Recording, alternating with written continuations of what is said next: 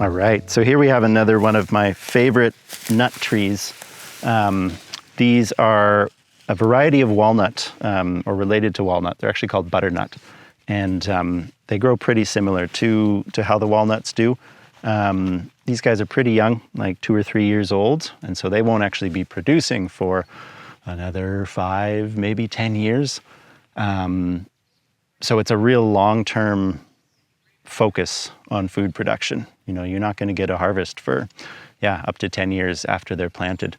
But the benefit or the plus of that is when these trees are fully producing, you know, thousands of pounds of nuts every year, and they'll live for hundreds of years. So in terms of like a really long-term stable food system, nut trees and long-lived perennial crops are really where it's at.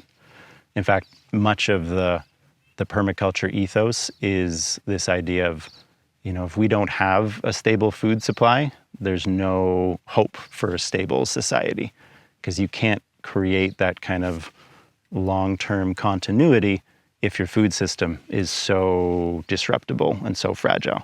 And currently, our global food system is very fragile. It's based, you know, primarily on just a few monoculture annual crops that are grown with really harmful methods. And so if we're going to create a future that has reliable, healthy food for as many people as possible, it's going to have to involve perennials and things that produce long-term and large amounts of food. And so butternuts, walnuts, oaks, you know, everything in the nut family really fits that category well.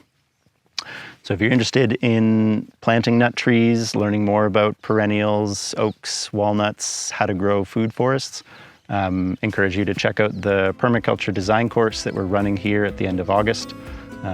For more information, check out the website.